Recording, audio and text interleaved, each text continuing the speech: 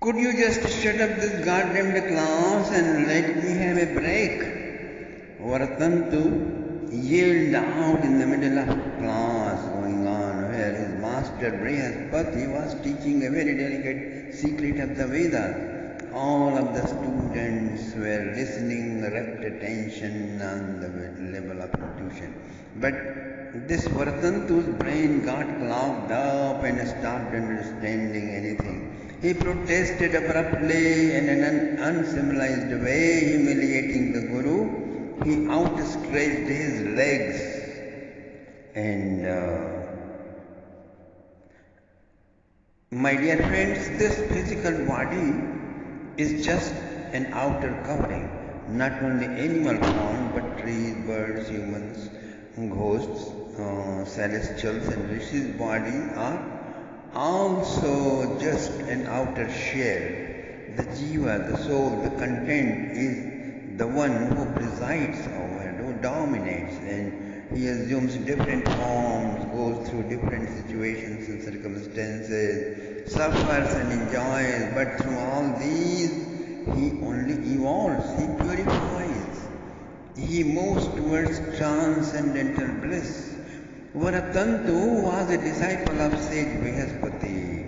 Once when sacred teachings on the Vedas were being imparted, he happened to do this. Then Brihaspati said, Varatantu, you are sitting like a bull and your brain has gone dull like a bull. So, this body form is not suitable for you. I am sending you where you will be more comfortable. So, you goddamn student, go become a terrible bull. And my dear friends, upon this curse, Varatantu turned into a terrible bull. He became a bull in Bengal state. Due to the upsurge of inauspicious karmas, he fell in bad company, then an association of demons. Later he turned into a demon himself. During his world conquest, Kansa fought with him terribly and won. And since then he began living in Mathura doing Kansa's work. He was enormous and could assume any form he wished. When every other way to kill Krishna failed, Kansa called him and explained the situation. And he happily agreed to go and kill this Krishna. He was sent on a mission to destroy Vrindavan and finish Krishna, my dear friends. As if he would dig up the whole earth and turn it into a pit, he was dashing his hoofs so hard and tossing walls and buildings and trees by his mighty horn so wildly that the gopas and gopis and cows began running helter-skelter, crying. One side of the surrounding wall of the city had been completely broken and had fallen on the earth, breathing hard, dripping foam from his mouth. The bull was running, staring with red big eyes, lifting up his tail. All began crying and took refuge in Krishna. Krishna Krishnedite sarve govindam sharanam yayo. Shukdev Maharaj describes Atatarhyagado Goshtam Varishto Vrishabhasura Mahima Gagudmaya Gampayan Mahim Mahagavutaya Kambayan Kuravikshataam Brahmamana Kardaram Padacha Vilikhan Mahim Udyamya Vajjam Viprani Vishana Graina Chotaran. Then what happened? Tam Tirna Lingamudviksha Gopyo Gopana Dutraso Pashavo Dutravurveda Rajan Santitya Gokulam. And what they did? Krishna Krishna Dide Sarve Govindam Sharanam Yayo.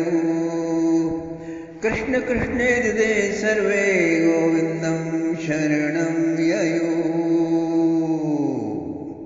Krishna Krishna Krishna Krishna Krishna. Hey Govind,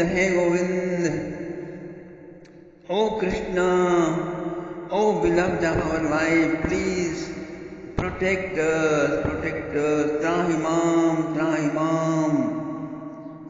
Sri Krishna heard and said, Ma Bhaisteti Giraswasya. Fear not, O dearest one, I am here with you. Don't worry. He assured them. Krishna had just returned from the forest. He had taken his bath in Nanda's palace river with his brothers and cousins and was going to take dinner. But he then said, Mom, wait, a bull has come, just coming back. After having a look, okay? Bull? What kind of bull? You have to eat your dinner first. Wait, Yashoda mom said. But by then, Krishna was already gone, almost running. On the street, everyone was running helter-skelter. Suddenly they stopped and began looking where Krishna was running so fast. A few friends joined him. Don't be afraid, this is no bull but a monster, a big ogre.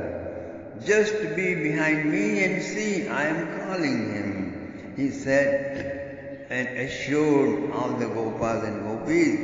He said he clapped his thighs so loudly that it sounded like thunderbolt had broken half Dome in Yosemite, or like the roaring of Niagara at flood time. Aristasur looked up and stared at Krishna. Krishna said, Idiot! Why disturb the cows and Gopas? Come to me, I am here. Your death is standing right here. Come fast. I have no time. Let me kill you first.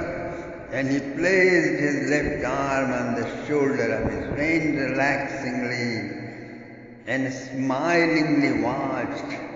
Just like a thunderbolt released from the hands of Indra, Arista rushed past, lowering his head and pointing his horse to attack Krishna. Krishna lifted his hand from the shoulder of his friend and caught hold of those two horns with both hands very tightly, strongly. Then he pushed him for 18 steps back. Arista stumbled, and Krishna gave him such a strong jerk that Aristasur fell down on his back, 4 feet in the air. Krishna was back with his friend. His hand went again on the shoulder of his friend, and he began looking as if nothing had happened and no danger was going to come. By then a crowd had gathered. They were applauding this heroic act. Aristasur arranged himself and stood up and waged another fierce attack. As soon as he came close, Krishna leaped up, caught hold of his horns, and as you squeeze a wet cloth to wring out the water, Krishna went on turning his heavy fat neck. He fell down on the ground, tossing and turning. Then he ripped off both of his horns and started beating him until his eyes popped out, bones broke, blood flew, and he died. Immediately young illustrious Brahmin student appeared. He bowed down to Krishna and with folded hands he said, My Lord, I am Varatantu, the student of Brihaspati. I was suffering from the curse of my Guru. I had insulted him. And he told the story of his misdeed. At last he took leave and went to his Guru's abode. And to complete his course, all of the Gopas ran down and embraced their little hero who always succeeds in any extremely mysterious and dangerous situations, accidents. Then came Madhumangal staring at the dead Arista. He said, Krishna, you killed a bull, so what take bath immediately and offer me some donation, some dakshina, and don't forget, some sweet balls are very necessary. This donation will purify you from the sin you have committed killing a bull. And Krishna smiled and all Gopas laughed. Okay, great Brahminji, Bhadra said, pointing at dead Arishta bull. This bull is all yours now, except this dakshina, this is donation, great donation. Peals and peals of laughter echoed. No. You just keep that. That's yours. I can be satisfied only with sweet balls of rasgulla and cham. That will be great. Krishna, will you give me that? That will also purify you from the great sin, my dear. There appeared Nandra and Yashoda, truly holding a golden ball full of perfuming, soft, white, aromatic rasgullas, and they fed him right there on the spot. Yashoda inspected her son from tip to toe, checking his palms and limbs to make sure everything was okay. It was Phalguna month, dark fortnight. It was cold now, but Krishna took another bath. Then all of his friends joined him for dinner. They are so happy that the day with Krishna hasn't ended yet. Feasting continued with soft music and few gopis dancing. Yashoda was deliriously happy. All the joys of the whole world had accumulated in her bosom, and glancing, filled with nectarine motherly enthusiasm, she fed the very best of their joys in abundance to all the Brajavasis, Gopas and Gopis. My dear friends, and the feast continued on and on. Om Namo Bhagavate Vasudevaya. Om Namo Bhagavate Vasudevaya.